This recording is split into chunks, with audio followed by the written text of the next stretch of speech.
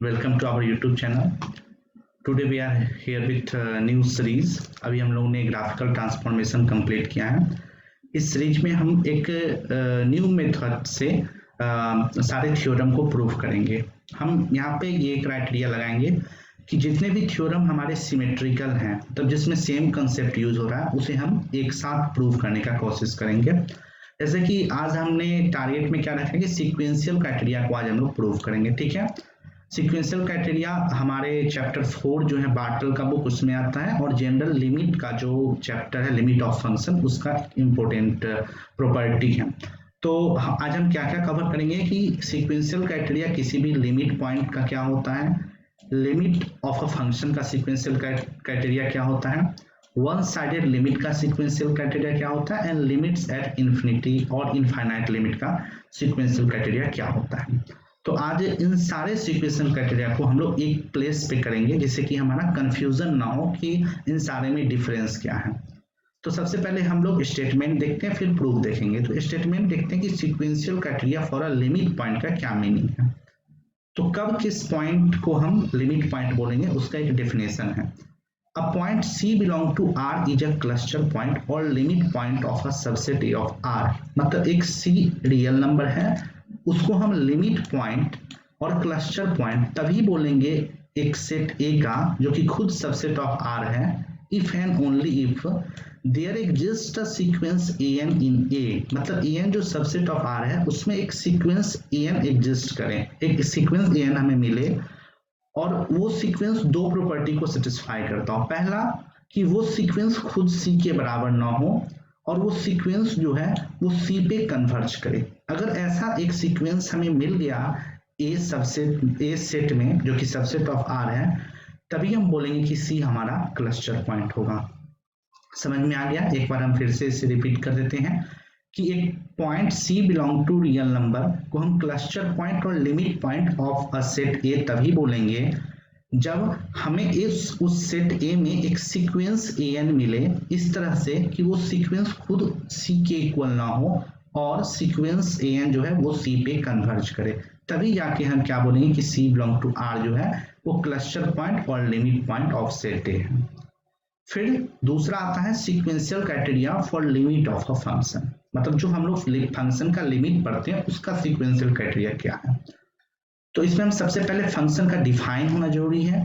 तो एक function f है जो कि a टू r डिफाइन है, और c जो है वो क्लस्टर पॉइंट और लिमिट पॉइंट है a का। क्लस्टर पॉइंट और लिमिट पॉइंट आप लोग पढ़े होंगे। तो फॉलो इसको हम दो तरह से बोल सकते हैं, या तो हम ये स्टेटमेंट जो लिखा है उसे समझ लें कि दोनों जो स्टेटमेंट 1 एंड स्टेटमेंट 2 है वो इक्विवेलेंट है, या फिर इसे ऐसा समझ लें कि limit x tending to c f of x l तभी होगा अगर जितने भी सीक्वेंस एक्शन a में हैं जो इस दो प्रॉपर्टी को सेटिस्फाई करते हैं कि एक्शन c के बराबर नहीं है और एक्शन c को कन्वर्ज करते हैं for all and belong to natural number, then उनके corresponding sequence f of action l पे कन्वर्ज करें। अगर जितने सीक्वेंस एक्शन a में हैं जो इस दो प्रॉपर्टी को सेटिस्फाई करते हैं कि एक्शन c पे कन्वर्ज कर रहा है और एक्शन खुद c के इक्वल नहीं है, देन और उनके corresponding sequence f of action l पे कन्वर्ज कर रहे हैं, तभी जाके हम ये बोल सकते हैं कि limit x tending to c f of x l के इक्वल है। ठीक है, अगर हमें एक भी ऐसा सीक्वेंस मिल जाए A में जो कि C पे तो कन्वर्ज कर रहा है और एक्शन C के इक्वल नहीं है, बट उसका corresponding sequence f of action either L को छोड़ के किसी और पॉइंट पे कन्वर्ज कर रहा हो या फिर वो डाइवर्जेंट सीक्वेंस हो, तब हम ये नहीं बोल सकते कि limit x tending to C f of x L है। ठीक है, फिर हम लोग sequential criteria for one sided limit का डेफिनेशन पढ़ते हैं। वन साइडेड लिमिट में हमें पता है दो होता है।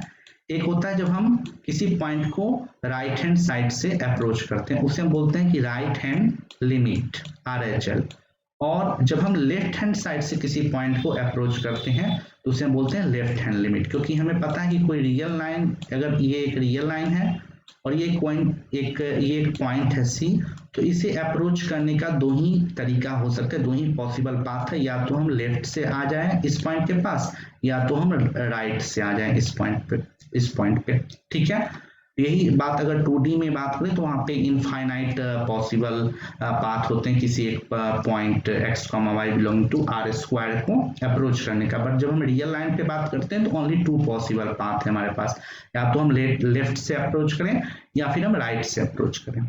ठीक है, तो क्या होगा कि हम सबसे पहले राइट हैंड साइड से जो अप्रोच करेंगे उसका डेफिनेशन देखते हैं और कंपेयर करते हैं कि जो sequential criteria of limit of function है और sequential criteria for one sided limit में डिफरेंस क्या है। तो देखते हैं कि यहाँ पे हम क्या बोल रहे थे कि एक्सन जो सीक्वेंस है वो ए से आना चाहिए और एक्सन सी के इक्वल नहीं होना चाहिए।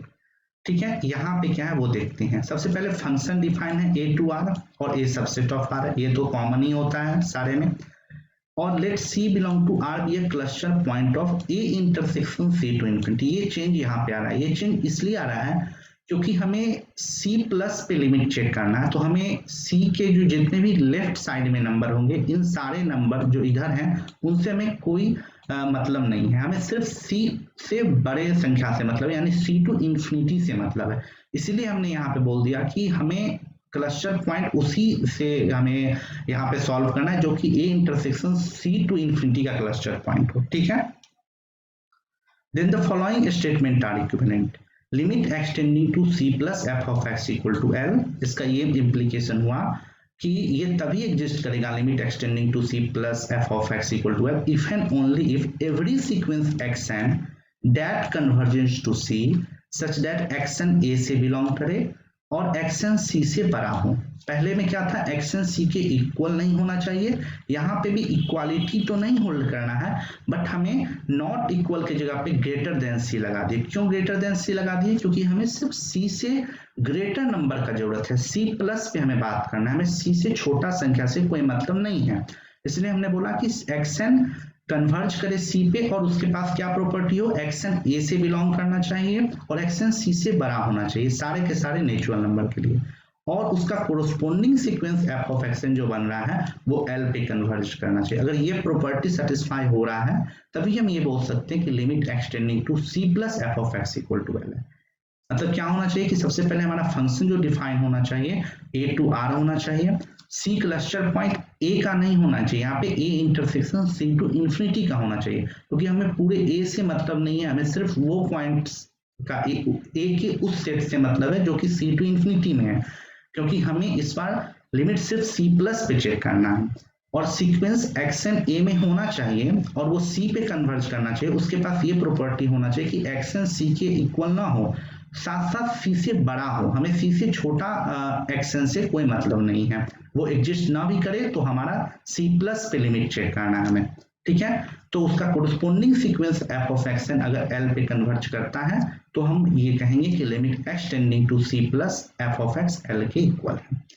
फिर इसी को अगर हम लेफ्ट हैंड साइड से अप्रोच करें, जैसे कि हमारा अगर ये c पॉइंट है, अगर हम इधर से अप्रोच करें तो क्या चेंजेस आएंगे, तो यहाँ पे हमारा जो फंक्शन है वो a टू r डिफाइन होना चाहिए और c क्लस्टर पॉइंट होना चाहिए a intersection minus infinity to c का। मतलब यहाँ पे हमें सिंपल c से छोटे जितने भी पॉइंट हैं उनसे यहाँ पे सॉल्व करना है, हमें c से आगे नहीं जाना है। इस पॉइंट पे क्या हो रहा है, फंक्शन पे के लिमिट पे उससे कोई इफेक्ट नहीं आएगा, क्योंकि हमें limit extending to c minus निकालना है। तो हम ये बोले कि let c belongs to r be a cluster point of a intersection minus infinity to c। इसमें डिफरेंस क्या आ रहा है इस वाले RHL से, RHL में a intersection c to infinity देखते थे, क्योंकि हमें c प्लस पे लिमिट चेक करना था तो हमें c से बड़ा नंबर का जरूरत था। यहाँ पे c माइनस पे चेक करना है तो हमें सिर्फ और सिर्फ c से छोटा नंबर का जरूरत है। तो हम बोले कि c बिलोंग टू r जो है वो क्लस्टर पॉइंट है a intersection minus infinity to c का। Then the following statements are equivalent। Statement क्या है कि limit x tending to c minus f of x l तभी होगा if and only if every sequence xn that converges to c such that xn belong to a and xn less than c। अब compare करते हैं कि RHL में ये RHL से ये कैसे डिफरेंट है। RHL में हम बोलते थे कि xn ग्रेटर देन c होना चाहिए, बट यहाँ पे हम एक्सन लेस देन सी बोल रहे हैं क्योंकि हमें सिर्फ सी से छोटे पॉइंट से मतलब है, सी माइनस पे मतलब है, हमें सी से बड़ा नंबर पे कुछ भी हो रहा है लिमिट का, वो उससे हमें यहाँ पे कोई उतना डिस्कशन नहीं करना है, हमें सिर्फ लेफ्ट हैंड लिमिट चेक करना है। तो यहाँ पे हम क्या बोलेंगे कि एक्शन सी पे कन्वर्ज करे और एक्शन ए में आए और एक्शन सी से छोटा हो, देन उसका corresponding sequence f of action अगर एल पे कन्वर्ज करता है तो हम ऐसा बोल सकते हैं कि limit extending to C minus f of x l के इक्वल होगा। एक बार हम समराइज करते हैं इसे कि हमारा फंक्शन ए टू आर अगर डिफाइन है और सी क्लस्टर पॉइंट है, A intersection minus infinity to C का, माइनस इन्फिनिटी टू सी हमने क्यों लिया है क्योंकि हमें यहाँ पे लिमिट चेक करना है सी माइनस पे, तो सी से बड़ा जो भी नंबर है उन पे हमें डिस्कशन नहीं करना है, उन पे लिमिट एग्जिस्ट करे या ना करे हमें उससे मतलब नहीं है यहाँ पे। तो limit extending to C minus f of x l तभी एग्जिस्ट करेगा इफ एंड ओनली इफ जितने भी सीक्वेंस एक्शन हैं जो ए से बिलोंग कर रहे हैं और सी से छोटे हैं जो सी पे कन्वर्ज करें उनके corresponding sequence f of action अगर एल पे कन्वर्ज करें तो ही हम ये बोल सकते हैं कि limit extending to C minus f of x l के इक्वल है। अब लास्ट है हमारे पास sequential criteria for limits at infinity. ठीक है, यहाँ पे क्या चेंज जाएगा, यहाँ पे अगर हम लिमिट्स का इंफिनिटी पे बात कर रहे हैं तो जो सेट में फंक्शन डिफाइन है उसके डोमेन में इंफिनिटी के आसपास के पॉइंट आने चाहिए, तभी जाके हम लिमिट्स एट इंफिनिटी की बात कर सकते हैं। तो इसके डेफिनेशन में यही चेंज आएगा कि अगर ए जो है वो सबसेट है, यहाँ पे ए को हम सबसेट ऑफ रियल नंबर लिए हैं और फंक्शन डिफाइन किए A to R and suppose that A comma infinity एक इंटरवल है जो कि ए में बिलोंग कर रहा है for some A belong to R, A belong to R है यानी ये पॉजिटिव भी हो सकता है, नेगेटिव भी हो सकता है और जीरो भी हो सकता है। Then the following statement are equivalent. यहाँ पे ये करने का हमें क्या पर्पस है कि ए टू इंफिनिटी ए से बिलोंग करे, इसको करने का ये मतलब है कि हम एक्सटेंडिंग टू इंफिनिटी की बात कर रहे हैं तो इंफिनिटी ए में होना भी चाहिए। अगर हम ए हमारा कोई मान लीजिए इंटरवल 2 to 3 होगा तो वहां पे हम लिमिट एक्सटेंडिंग टू इंफिनिटी की बात नहीं कर सकते, तो यहाँ पे ए टू इंफिनिटी इंटरवल ए में आना चाहिए तभी जाके हम उस पर डिस्कशन कर सकते हैं। तो लिमिट एक्सटेंडिंग टू इंफिनिटी को हम इंफिनिटी कब बोलेंगे, जब if and only if every sequence x n in a to infinity, मतलब वो सारा का सारा सीक्वेंस एक्शन जो ए टू इंफिनिटी से बिलोंग करता है और साथ ही साथ क्या प्रॉपर्टी सेटिस्फाई करता है कि वो उसका लिमिट जो है वो इंफिनिटी है, यानी limit x n is equal to infinity है, देन उसका corresponding sequence f of x n का भी लिमिट अगर इंफिनिटी आ गया तब हम बोल सकते हैं कि limit extending to infinity f of x equal to infinity होगा। अगर एक भी सीक्वेंस हमें ऐसा एक्शन मिल गया जो ए टू इंफिनिटी से बिलोंग करता है जिसका खुद का लिमिट इंफिनिटी है बट उसके corresponding sequence f of x n का जो लिमिट है वो इंफिनिटी ना होके कोई रियल नंबर आ गया, तो हम ये नहीं बोल सकते कि limit extending to infinity f of x equal to infinity. Thanks for watching. We will prove this sequential criteria in our next video.